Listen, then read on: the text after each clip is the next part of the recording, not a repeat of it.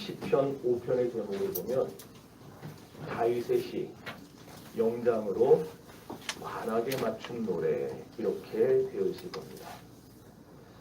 우리 시에도 격언시, 봉시, 서정시, 운문시, 극시, 낭만시, 동요시, 시가 상당히 다양해요. 형태가. 이것처럼 히브리 시에도 여러 형태의 시들이 존재하는데 그 중에서 특별히 다윗이 관악이라는 거에 맞춰서 지은 시다 이 말이죠. 여기 말하는 관악은 먼저 영장은 우리가 여러 차례 말했으니까 뭐 이제 다 아실 거예요. 히브리 말로는 메나체하라고 합니다. 메나체하. 그러니까 성가대나 오케스트라의 지휘자인데 그 중에서도 수석급에 해당하는 뭐 카라얀 같은 사람들 이런 사람들이 영장이에요. 자, 그리고 여기 관악에 맞춰 노래를 불렀다. 관악이라는 말은 시편 150개의 시편 중에서 딱 여기만 쓰였습니다. 시편 5편에만 관악에 맞춘 노래 이 제목이 들어가 있어요. 이 관악이라는 말이 히브리어로는 네힐롯이라는 말인데 학자들이 수많은 연구를 통해서 이 네일롯의 의미를 쭉 밝혀냈는데 그 중에 하나가 무슨 의미가 있었느냐? 벌들의 무리라는 뜻이 들어있다고 밝혀냈어요. 벌들의 무리. 상상을 해보세요. 벌이 날개를 막 할 때 소리가 나죠. 소리가 나잖아요. 근데 그게 한두 마리가 아니고 수천 마리, 수만 마리가 모여서 해봐요. 어마어마하게 장엄할 겁니다. 지금 그걸 보면서 관악이라는 말에다가 그 뜻을 딱 집어넣은 그 말을 쓴 거예요. 이처럼 시편 5편은 많은 관악을 동원해서 장엄하게 부르는 노래인데 영어 성경은 이거를 번역을 뭘로 해놨냐면 플룻으로 번역을 했어요. 플룻 알죠? 이렇게 피리같이 생긴 거 부르는 거. 그런데 히브리 사람들이 말하는 관악은 플룻이 아니고 퉁소에 가깝습니다. 퉁소에. 그 400명이 넘는 성가대, 수많은 사람들을 동원해서 성전에서 예배를 드리는데 관악기의 한 형태인 퉁소를 가지고 노래를 부르도록 만들었다. 그게 이 제목에 나오는 뜻이에요. 자, 그런데 시편 5편을 보면은요, 아침이라는 단어가 2번 이상 반복되어 나오는 걸 볼 수 있어요. 그래서 시편 5편을 아침 제사의 인내송이라 그렇게 부릅니다. 아침 제사에 부르는 노래, 그러니까 여러분 지난번에 시편 3편 할 때도 시편 3편도 아침 제사 때 부르는 노래라 그러지 않았나? 시편 4편은 저녁에 부르는 노래라 그러지 않았나? 그랬는데 조금 더 가면 이제 설명이 나올 겁니다. 이 아침 제사의 인내송이라는 말은 무슨 말이냐? 다윗이 제사장들과 또 그리고 이스라엘 백성들과 함께 특별한 날 아침.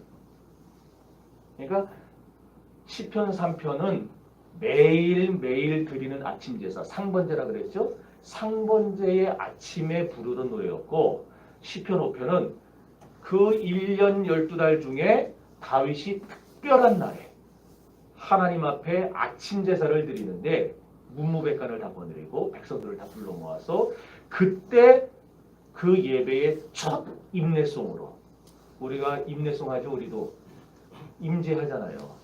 하늘에 이곳에 임재하소서 하는 그와 같이 다윗이 백성들을 불러 모아놓고 아침 제사, 특별한 아침 제사를 드릴 때 첫 번째 임내송으로 부른 게 시편 5편이라는 얘기예요. 자, 그럼 다윗이 시편 5편을 언제 기록했나? 압살롬이 아버지 다윗을 반역하고 그 반역을 일으키기 직전에 지은 시예요. 다시 말하면 압살롬이 이제 자기를 쫓아내려고 군사를 모아가지고 쳐들어온다는 소문을 들린 겁니다. 그 순간에 겁을 집어먹은 다윗이 기록을 했어요. 이렇게 급하게 기록한 시편 5편을 훗날 압살롬이 죽고 왕위에 복귀한 후에 성가대 지휘자인 메나체카 영장에게 주어서 그걸 관악기인 퉁소에 맞춰 불렀다. 그걸 언제? 아침 예배 시간에 특별한 날에. 그래서 처음 여는 임내송으로 부르겠다 그 얘기인데 이 시편 5편의 특징이 하나 나옵니다. 그 특징이 뭐냐면은 나라는 말이 너무 많이 나와요. 나라는 말. 1절부터 8절까지를 보면 나라고 하는 말이 몇 번 나오느냐? 한번 먼저 1절부터 3절까지 읽어봅시다. 다 같이 시작. 여호와여 나의 말을 들으소서. 나의 심정을 헤아려 주소서. 나의 왕 나의 하나님이여 내가 부르짖어 소리 들으소서. 내가 주께 기도하나이다.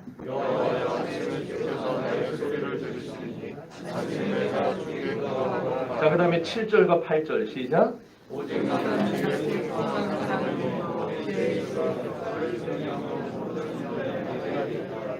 여호와여 나의 원수로 말미암아 주의로 나를 인도하시고 주의 길을 목전에서 피하소서. 자, 나라는 말이 모두 몇 번 나는지 혹시 세셨어요? 12번.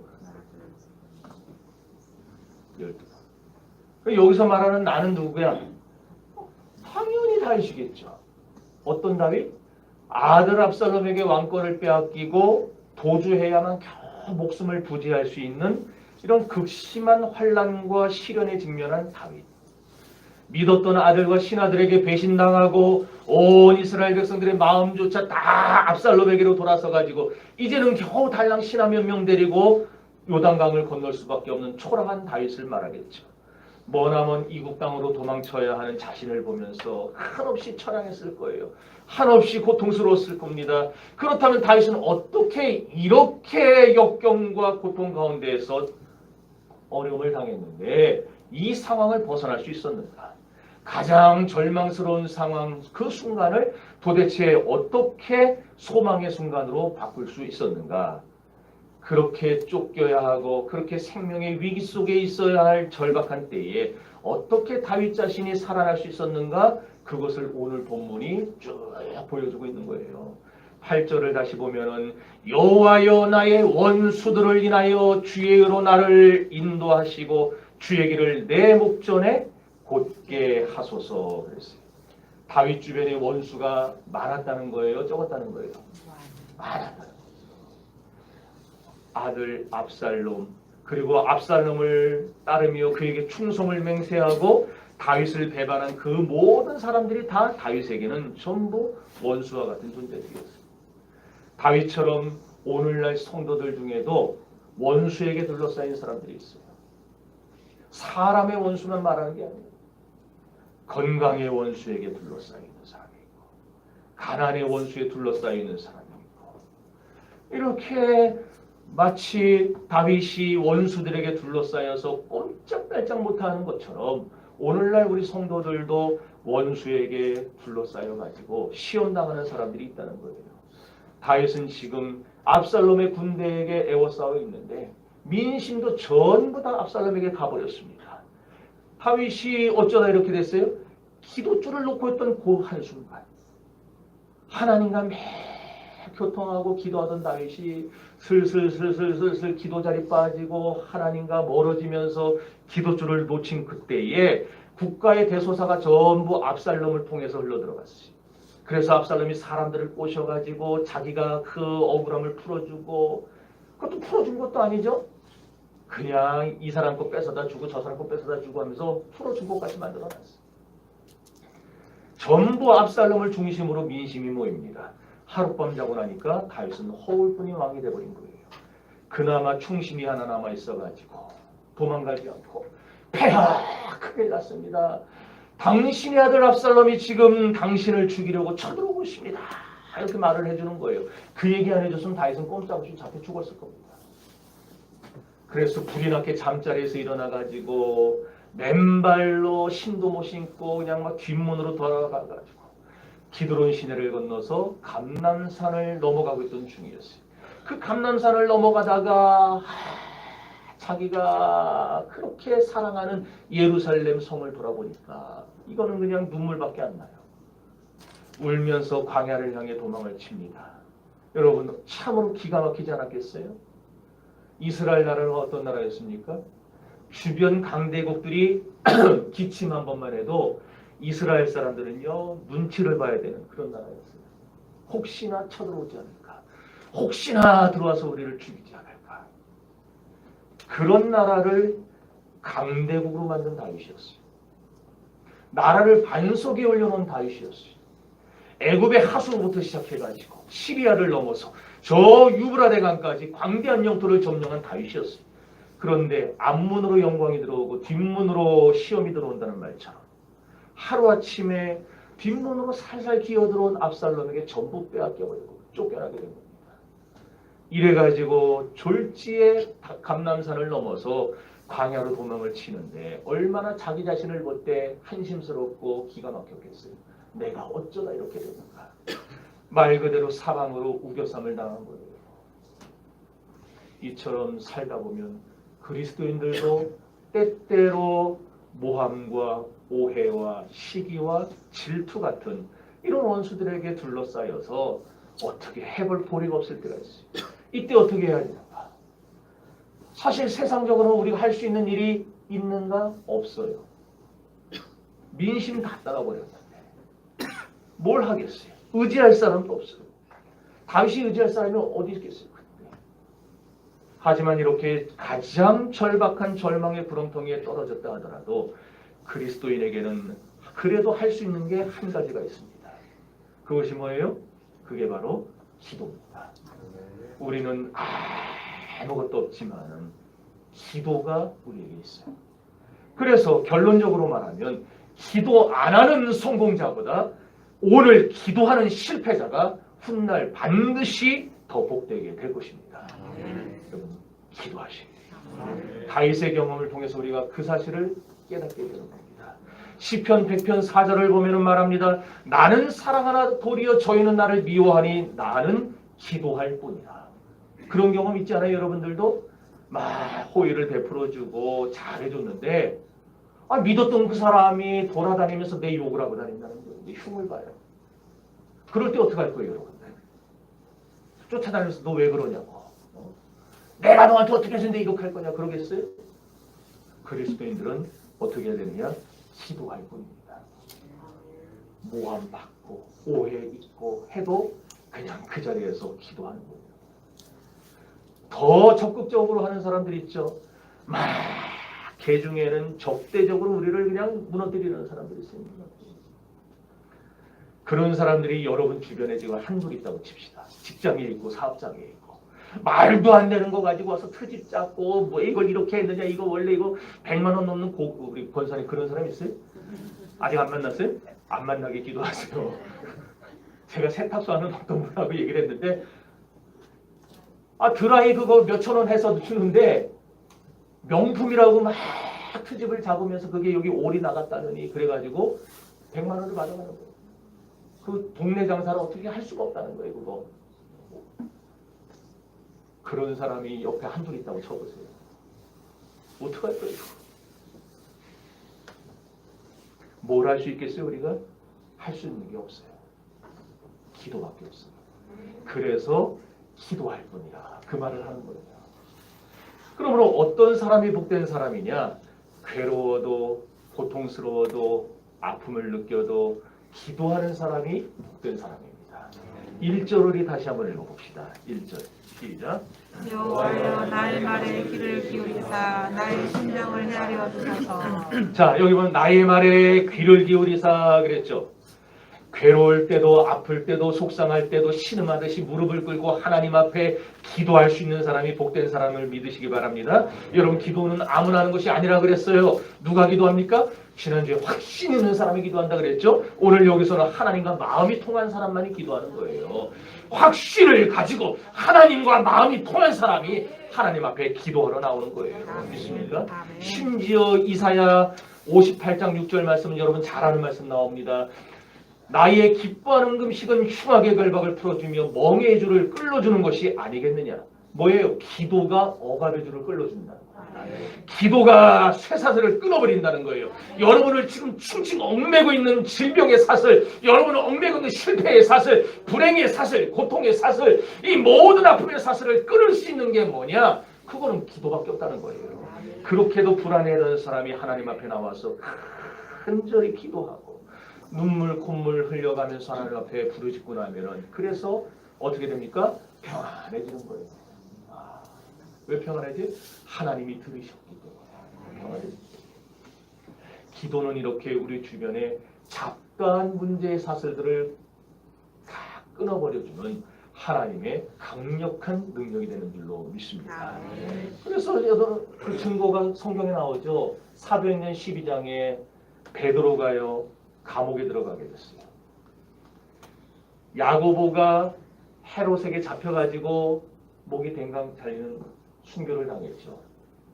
헤롯이 큰 소리 빵빵 치고 있었습니다. 6월절이 끝나면 저 베드로마저도 내가 잡아서 죽여야 되겠다. 내가 죽이겠다. 큰 소리를 쳤어요. 백성들에게. 그래서 베드로를 잡아다가 감옥에 쳐넣었어요. 감옥에 넣은 것도 모자라서 꼼짝 못하게 손과 발과 목에 착고를 쥐었어요. 착고 뭔지 아시죠? 옛날 사극 보면 이렇게 큰 거, 칼차고 앉았다 그러잖아요. 쇠사슬로 묶고 꼼짝 못하게 쭈그려 앉아서 그러고 있는 거예요. 잠잘 때도 쭈그려 앉아서 자야 되는 거고. 얼마나 무기력합니까? 아무것도 할 수 없잖아요. 손과 발과 온몸이 착고에 차 있는데 어떻게 움직이겠어요? 그 감옥에 또 베드로를 지키는 간수가 둘이나 있어요. 문 밖에도 간수가 있어요. 그런데 사도행전 12장에 보면 어떤 일이 벌어집니까? 베드로는 감옥에 갇혔고 교회는 그를 위하여 간절히 빌더라 그렇게 말씀했어요. 뭐 한 거예요 교회가? 기도했죠. 그러고 나니까 교인들이 모여서 기도하는데 이상한 현상이 일어나는 거예요. 우리는 이거를 기적이라고 부릅니다. 간수도 졸고 베드로도 졸고 있어요. 그런데 뭔가 철컥 소리가 나서 떠보니까 손과 발과 허리에 묶였던 쇠사슬이 다 그냥 저절로 툭 하고 떨어진 거예요. 열려가지고. 이게 도대체 뭔 일인가? 뭔 일인가? 그러고 있는데 조금 있다가 감옥문이 확 열려요. 그러고 나서 바람이 휙 들어옵니다. 그러고는 흰옷 입은 천사가 베드로 옆에 서가지고 베드로를 부르는 거예요. 베드로야 따라오라. 옆구리를 툭툭 쳐. 놀라서 후다닥 일어나서 따라 나가는데 감옥문이 쫙 다 열려. 그때 베드로가 감옥 밖으로 나가고 난 다음에 뭐라고 했습니까? 내가 이제야 하나님이 살아계시고 나를 지키는 줄 믿는다고 했어요. 하나님이 기적의 역사로 그의 삶을 인도해 나가시는 과정을 보면서 하나님은 살아계십니다. 하나님은 나를 보고 계셨고 지켜주고 계시는구나. 여러분 이게 뭐예요? 신앙은 체험을 통해서 고백이 나온다는 거예요. 기도할 때 사슬이 풀리는 체험, 기도할 때 감옥문이 열리는 체험, 이런 체험을 통해 신앙 고백이 나오는 거예요. 그렇다면 여러분들도 기도할 때 여러분의 생활을 얽어매고 있는 이 사슬이 풀리는 체험을 해야 되지 않겠습니까? 여러분을 지금 꽁꽁 묶어놓고 나가지 못하게 쳐놓은 그런 감옥문이 열려지는 체험, 이런 체험들이 기도할 때 풀려지고 해방되는 줄 믿으시기를 바랍니다. 그래서 성도들 중에 기도 안 하는 성도들이 있어요. 그 사람들은 물론이거니와 기도 안 하는 목사도 있어요. 기도 안 하는 목사 만나보세요. 그 기적이에요, 기적. 목사가 기도 안 하는데 교회가 되는 게 기적이에요. 여러분, 기도는요, 우리에게 생명입니다. 우리에게 능력입니다. 우리에게 축복이고 기도는 은혜입니다. 믿습니까? 뿐만 아니라 사도행전 16장에 가면은 베드로만 그런 게 아니에요. 바울과 실라가 복음 전하다가 빌립보에서 귀신 들린 여자를 고쳐줬어요. 그랬더니 그 귀신 들린 여자를 이용해서 돈 벌어먹던 그 주인이 열이 받아서 신고해가지고 바울과 실라가 감옥에 갇힙니다. 베드로처럼 감옥에 갇혔는데 똑같이 그렇게 묶였는데 한술 더 떠가지고 이 바울과 실라는 채찍으로 맞았어요. 채찍으로. 여러분 2000년 전 가죽 채찍은 요즘 여러분 알고 있는 그런 끈 채찍이 아니에요. 영화 같은 거 보시면은 채찍 끝에다가 납덩이를 달아요. 뾰족한 납덩이. 그걸 가지고 쫙 치면은요 여기 맞았다 떨어지죠. 살이 이만큼씩 뚝뚝 떨어져 나갑니다. 뼈가 드러나요. 그걸 수십 대를 맞는 거예요. 그 상태에서 피가 엉기고 살점이 다 떨어지고 움직이지도 못해요. 너무 아파갖고. 그 상태로 착고에 채워져서 바울과 실라가 감옥에 있는 겁니다. 그런데 이 사람들 뭐 합니까? 그 안에서 찬양하죠. 하나님 앞에 기도해요. 찬양은 곡조 있는 기도야. 그들은 하나님 앞에 기도하며 찬양하는 거예요. 그랬더니 그들의 쇠사슬도 풀리고 감옥문이 열려요. 그래가지고 간수가 놀래가지고 죄수들이 도망가려면 간수들이 대신 죽으니까 놀래가지고 자살하려고, 차라리 내가 죽는 게 낫겠다 자살하려고 그러는데 배들이 바울이 말리잖아요. 죽지 말아라. 우리가 다 여기 있다. 안 도망간다. 그래가지고 간수 집에 가서 찢고 간수의 가족들에게 복음을 전하고 온 가족이 예수 믿고 구원받는 역사가 일어나지 않습니까? 여러분, 여기서 우리가 알 수 있는 거는 은혜 받은 사람 만나야 수지 만난다는 겁니다. 여러분, 은혜 받은 사람 만나야지 은혜 못 받은 사람 만나면은 수지는커녕 쪽박 차요. 우리 교회는 은혜 받은 사람들이 많아져야 됩니다. 그래서 그냥 은혜 받은 사람들이 많아져서 서로 교제하면서 점점 잘 되는 역사가 나와야지. 어디 나가서도 은혜 못 받은 사람하고는 여러분 그래 하고 이렇게 교제는 할지언정 너무 깊이 속이게 됩니다. 보세요. 은혜 받은 사람 만나면은 만난 사람들도 다 은혜 받아요. 성경에 보면. 빌립보 성의 자주장사 루디야. 평생 장사만 하다 죽을 여자였는데 바울을 만나요? 그러니까 예수 믿고 구원받아서 빌립보 교회를 짓는 그 엄청난 일을 하잖아요. 귀신 들린 여자도 바울 만나니까 귀신이 쫓겨나서 정상적인 사람이 돼요. 감옥 지키던 간수도 바울 만나니까 예수 믿고 새 사람이 돼서 온 가족이 구원받아요. 이렇게 우리도 은혜 받은 사람 만나야 수지 맞는 것이지 은혜 못 받은 사람 만나야 맨날 본전 다 까먹게 되어 있습니다. 은혜 받은 사람은요, 입 열면 은혜의 말만 합니다. 은혜 받은 사람은요, 다 생각하는 것도 말하는 것도 행동하는 것도 다 은혜롭게 합니다. 근데 은혜 못 받은 사람은 은혜 받은 척해요. 그래서 돌아다니면서 목사 흉보고 교회 흉보고 이러고 돌아다녀요. 저 다른 교회들 보면 그 있죠? 여기는 없는데. 그러니까 돌아다니면서 그런 말하는 사람들 있으면 귀를 딱 닫으세요. 자, 그럼 이런 은혜는 누가 받는가? 기도하는 사람이 받아요. 기도하는 사람. 그래서 기도하는 사람은 어떤가? 요동치 않는다는 말이 성경에 자꾸 나오는 거예요. 기도하는 사람, 요동치 않는다. 기도하는 사람은 하나님만 딱 붙들고 삽니다. 다른 거 안 붙들고 하나님만 붙들고 살아요. 그러면 하나님이 상황이 바뀌고 환경이 바뀌어도 하나님이 구원의 밧줄로 딱 준 걸 붙들고 있기 때문에 요동치가 않고 흔들리지 않는 거예요. 그래서 결국엔 어떻게 되느냐? 기도하는 사람에게는 현재의 고난이 나중에 축복으로 변해서 돌아오게 되어 있습니다. 오늘 우리 사랑하는 정식교회 성도 여러분들, 이렇게 하나님만 꽉 붙잡고 기도줄을 붙잡아서 여러분들이 은혜의 사람이 되시고 축복의 사람이 되실 길을 주의 이름으로 축원합니다. 그렇게 기도가 우리 인생을 180도 바꾸는 거예요. 그래서 기도하면 우리를 둘러싸는 원수들도 물러가게 되어 있고, 그런데 이런 위력 있는 기도라고 해서 아무나 하는 게 아니라 그랬잖아요. 누가 기도하느냐? 하나님과 마음이 통한 사람들이. 하나님이 어떤 분인가를 확신하는 사람이 기도하는 거예요. 7절 읽어봅시다. 시작. 오직 나는 주의 풍성한 사랑을 힘입어 주의 집에 들어가 주를 경외함으로 성전을 향하여 예배합니다. 아멘. 여기 보니까 나는 주의 풍성한 뭐를 힘입어? 사랑을 예, 사랑을 힘입어. 그 전에 인자를 힘입어 그랬어요. 사랑, 인자 똑같은 말인데 하나님은 어떤 분이라는 거예요? 예, 사랑의 하나님이라는 거죠. 인자의 하나님이라는 거예요. 하나님이 사랑이시라는 걸 아는 사람이 기도한다는 말이에요. 하나님이 인자하다는 걸 아는 사람이 기도하는 거예요. 네. 여기 인자라는 말은요, 사랑이라는 말은 언약적 사랑을 말합니다. 구약에는 사랑이라는 말이 안 나와요. 사랑이라는 말이 안 나오고 인자라는 말이 나오는데 우리 성경을 이번에 개역개정 번역을 하면서 사랑이라는 말로 번역을 해놓은 거예요. 그런데 구약에 나타난 이 사랑이라는 말, 인자라는 말은요, 사랑에는 선택적 사랑이 있고 언약적 사랑이 있어요. 선택적 사랑은 뭐냐?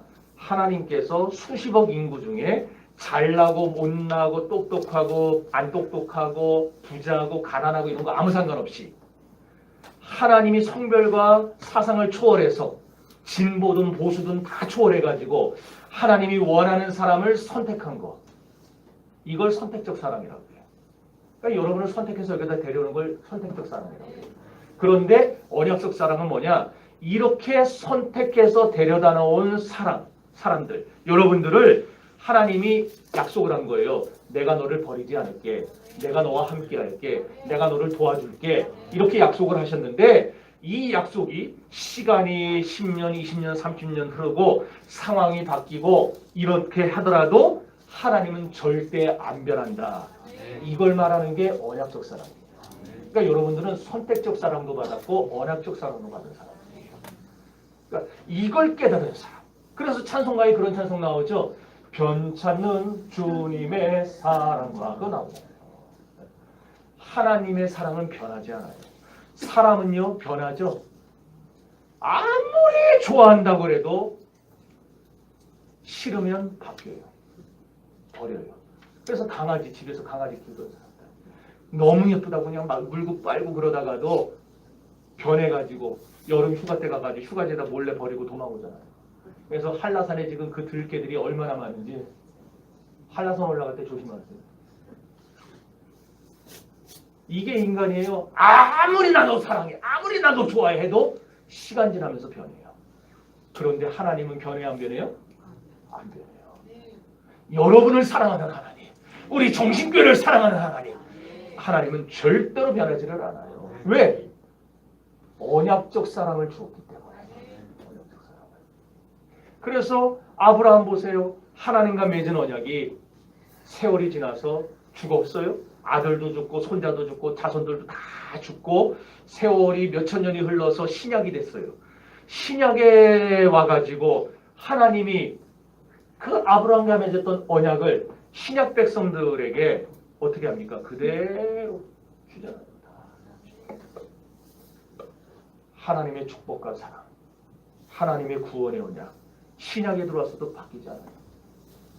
구약에서는 하나님 붙잡고 오실 메시아 붙잡고 살아가는 사람들에게 구원을 주셨듯이 신약에서는 오신 메시아 붙잡고 주님 붙잡고 신앙생활하는 사람들 하나님은 선택하시고 구원하시고 편하지 않아요.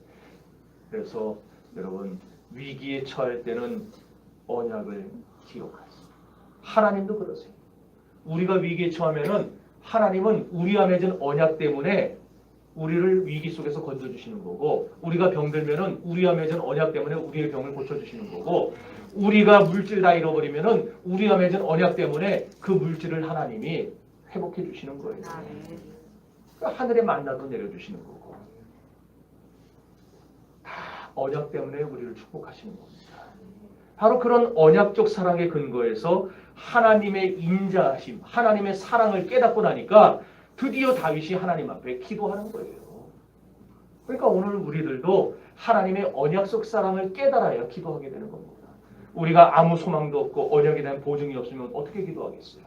내가 기도해봐야 하나님 안 들으실 텐데 그런 사람이 기도합니까? 안 하죠. 내가 기도하면 하나님 반드시 들어주실 거야. 내가 기도하면 하나님 반드시 나에게 응답하실 거야. 이렇게 확신하는 사람이 기도하게 되어 있는 것이죠. 그러니 여러분이 약한 것 핑계대지 말고, 여러분이 범죄한 것 말하지 말고, 여러분이 잘못한 것 그것 때문에 부끄러워하지 말고, 어떤 상황에 있을지라도 하나님은 변하지 않습니다. 여러분이 하나님 앞에 나와서 회개하고 하나님 앞에 내가 잘못했습니다. 내가 죄인입니다. 내가 죽일 놈입니다. 하나님 나를 불쌍히 여겨달라고 하나님 붙드세요. 그러면 하나님은 여러분을 건져내실 겁니다. 이 사실을 아는 사람이 하나님께 매달리게 되어 있는 거예요. 그러니까 기독교 신앙을 그래서 공로의 신앙이라고 그러지 않고 은혜의 신앙이라고 그러는 겁니다.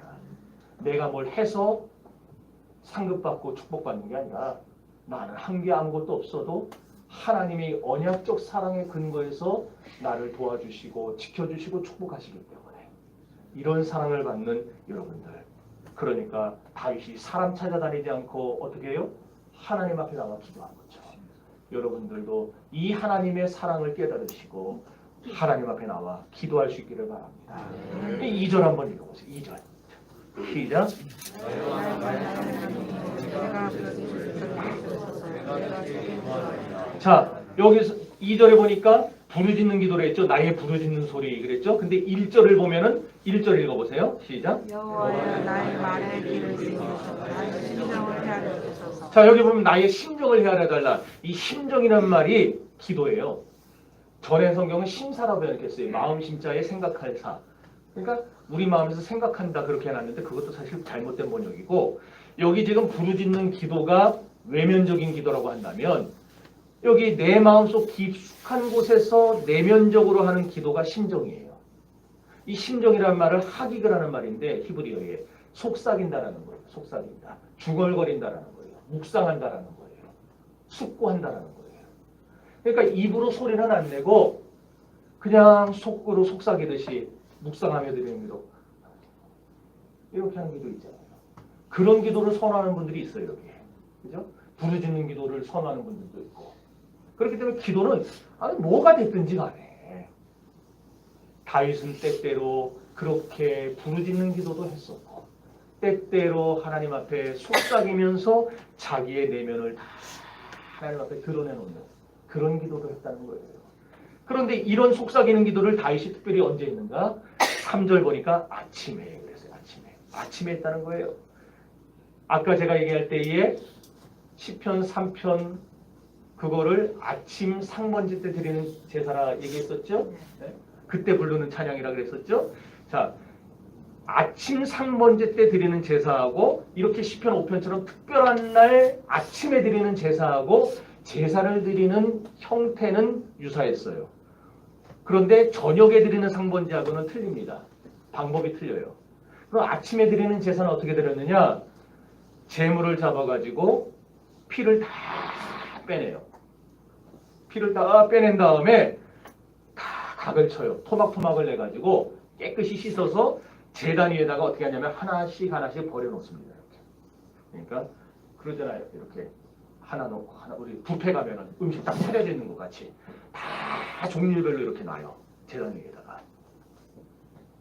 그래서 여기 5편 3절에 나오는 주께 기도하리이다, 이 기도한다 이 말이 정렬한다는 말이에요. 정렬한다. 내가 내 마음을 주님 앞에 지금 하나씩 올려놓습니다. 이 말이에요. 이렇게 가지런히 나요. 이게 아침 제사의 방법이에요. 저녁 제사의 방법은 또 틀리고, 그건 나중에 지금 얘기하면은 또 저기하고 다음에 나오면 내가 또 얘기해 줄 테니까. 그러니까 아침에 하나님께 드리는 기도도 막연히 기도하라는 게 아니에요. 어떻게 기도하는 거냐? 차곡차곡 순서를 따라서 낱낱이 기도 제목을 버려놓고 하나씩 이어가면서 기도하는 거예요. 그래서 제가 보니까 어떤 분이 그런 기도 하더라고요. 수첩에다가 기도 제목을 다 적어요. 우리 교회도 있더라고요. 그러니까 다 적어갖고 기도할 때 그걸 펴가지고 하나씩 보면서 기도해요. 그렇게 하는 거예요. 그렇게. 여러분도 그렇게 한번 해보세요. 이거 했다 저거 했다 중구난방으로 기도하지 말고 제목 쭉 사람들이 기도 부탁하잖아요. 그럼 쭉 적어가지고 하나씩 하나님 앞에 차례대로 올려보겠습니다. 차례대로. 그게 아침에 내가 기도하리다 그 말이에요. 그 다음에 7절 보면은 주의 집에 들어간다는 말이 나오죠. 여기 주의 집에 들어간다는 말은 성소에 들어간다는 말이고, 그 다음에 나오는 말 성전은 성소 가운데 가장 깊숙한 곳에 위치한 지성소를 말합니다. 그러니까 지성소를 향해서 예비한다. 내가 지금 여기 성전을 향해 예비한다 그랬잖아요. 지성소를 향해서 예비한다는 말은 다른 말로 하나님을 향하여 예비한다는 말이에요. 대제사장이라고 해서 지성소에 아무 때나 들어갑니까? 아니죠. 1년에 몇 번 들어가요? 한 번 들어가요. 딱 대속죄일날 7월 10일 날 한 번 들어가요. 그런데 그때 딱 한 번 들어가가지고 딴 생각하겠어요? 기도할 때? 하면서 내가 가스를 잠그고 나왔나 안 잠그고 나왔나 생각하고 내가 몇 시에 누구 만나 그랬는데 누구랄까 그런 거 생각하겠어요? 1년에 한 번 딱 거기 들어갈 수 있는데 무슨 생각만 하겠어요? 온전히 하나님만 바라보겠죠.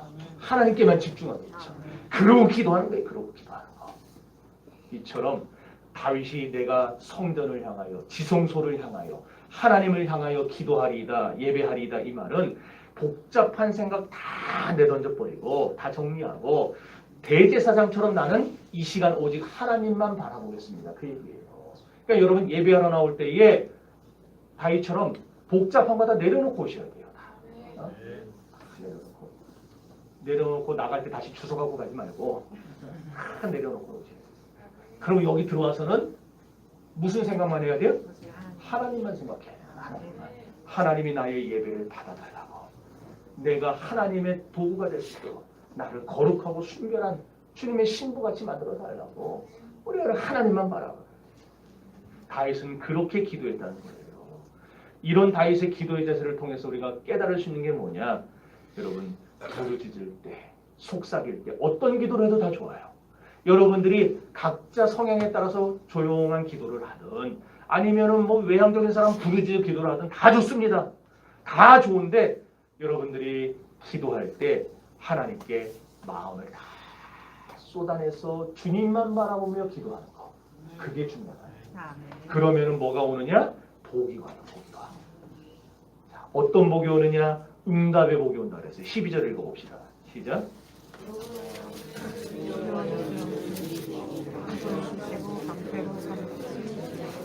자, 여기 의인이라는 말은 다윗 자신을 말하는 건데 다 어떤 다윗? 기도하는 다윗을 말하는 거예요. 그러니까 이것은 오늘 우리에게도 다 일반적으로 적용이 됩니다. 오늘 우리가 하나님 앞에 기도하는 사람이 되면 우리도 기도하는 의인이 되는 거예요. 오늘 그리스도인들이 의인이 되어 기도할 때 하나님은 그런 의인에게 뭘 주시고? 복을 주시고 그랬어요. 그 다음에 방패로 함같이 은혜로 저를 호위하신다. 여러분, 하나님은 기도하는 사람에게 두 가지 복을 줍니다. 첫 번째 복은 인도해 주시는 복을 주십니다.